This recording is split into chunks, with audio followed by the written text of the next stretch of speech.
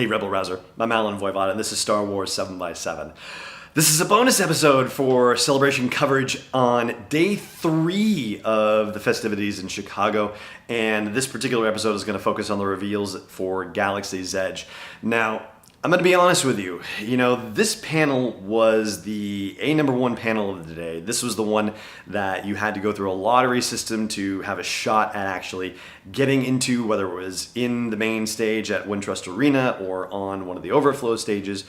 And comparatively speaking, it feels like from the level of reveals that Jedi Fallen Order might have earned that kind of space a little bit more. Jedi Fallen Order took place later in the day, but they dropped a heck of a lot more information by comparison. So as far as Galaxy's Edge goes, well, let's see. First of all, the top level news, I think, are the voice actors, which would include Frank Oz as Yoda.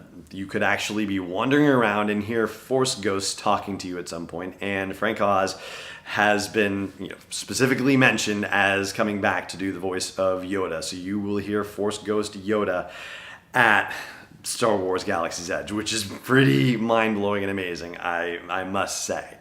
Additionally speaking, they revealed that in the Rise of the Resistance ride that you will see Rey and Poe and Finn and Kylo Ren, and they didn't really say this outright, but it seems like, the suggestion is there that the actors would be doing their, actual parts. So we would be seeing Daisy Ridley and John Boyega and Oscar Isaac and Adam Driver recreating their parts for this situation. They showed a little bit of the actual footage from inside the Rise of the Resistance ride, only the very beginning of it, where you're walking around a First Order Star Destroyer's corridor and happen to walk into a control room where there's a window looking out in space, and suddenly a bunch of Resistance ships arrive out of hyperspace, and that is where that whole thing cut off. Also of note was some conversation about Doc Ondar's shop, the shop of various rare antiquities.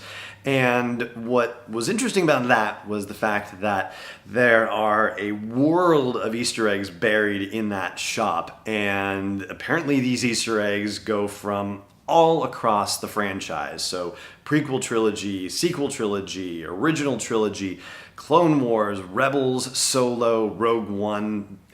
Basically, any Star Wars story that is currently canon and has been told may have some sort of Easter egg hiding somewhere in Doc Ondar's shop.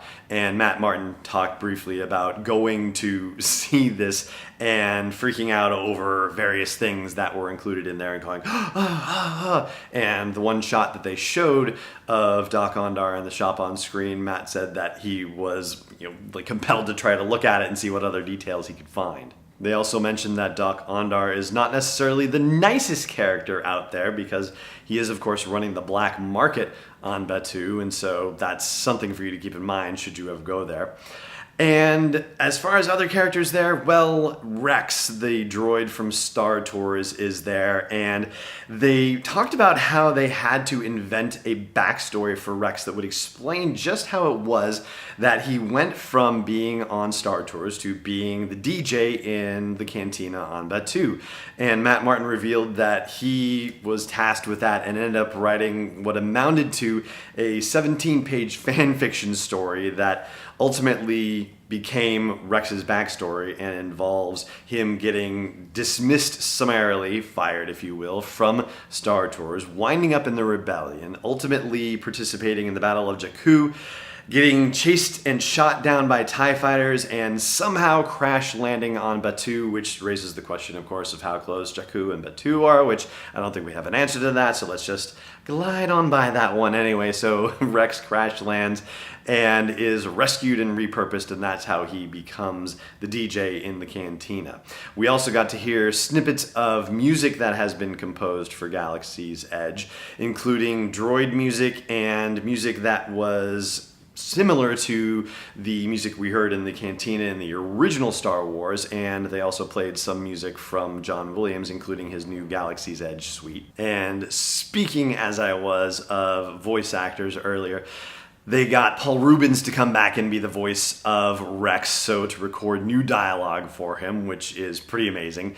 And Nine Numb has already also been revealed as a character who will be appearing in Galaxy's Edge, and they brought back Kipsang Rodish, excuse me, Kipsang if I'm mispronouncing your name, who is the Kenyan actor who voiced Nine Numb in both Return of the Jedi and in The Force Awakens. And of course, Jim Cummings voicing the animatronic Hondo Ohnaka statue. And that is just about all the news that's fit to print about Galaxy's Edge from the panel at Star Wars Celebration, except for one other refreshing bit of information, which I will share with you after the break. Stay tuned. Hey there. If you're enjoying all the coverage that I'm bringing you from Star Wars Celebration and what I do every single day for you at Star Wars 7x7, I hope you'll consider putting something in the tip jar at patreon.com/SW7x7. $1, $3.27, $5.01 or more. Honestly, every little bit helps, and every little bit is just as exciting as every other little bit. Please consider supporting me in the work of delivering Star Wars stories and interviews to you on a daily basis at patreon.com/SW7x7. Welcome back.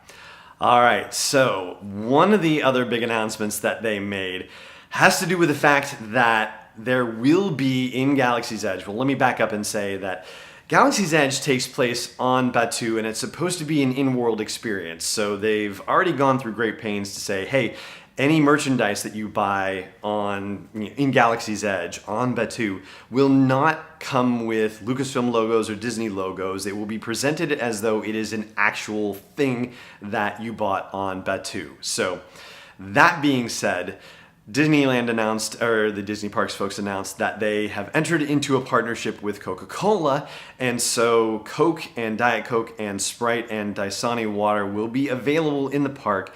They will be presented in bottles that have their own story, if you will, about how they are, sort of repurposed scrap metal and whatnot that's used to, serve as bottles for these drinks that they're doing. And the swag that they gave out at the panel included this particular t-shirt for those of you watching on video. If you're just listening to the audio version, I'm holding up a t-shirt with a Coca-Cola logo on it, except the Coca-Cola logo is in Arabic. It is in a stylized version of the Star Wars language. So the upshot of this is that Coca-Cola is now part of the Star Wars canon. So make of that what you will. And that is going to do it for the bonus episode here about Galaxy's Edge and the panel at Star Wars Celebration Chicago that revealed a little bit more than we knew, but still there are a lot of secrets that are yet to be revealed. And that's going to do it for this particular episode, like I said. So thank you so much for joining me for it, and may the Force be with you wherever in the world you may be. Podcast is not endorsed or sponsored yet by Lucasfilm Limited, Disney, or 20th Century Fox. It is intended for entertainment and information purposes only. Star Wars, the Star Wars logo, all names and pictures of Star Wars characters, vehicles, and any other related Star Wars items are registered trademarks and/or copyrights of Lucasfilm Limited or their respective trademark and copyright holders. May the Force be with them. All original content is copyright 2019 by Star Wars 7x7. We hope you love it.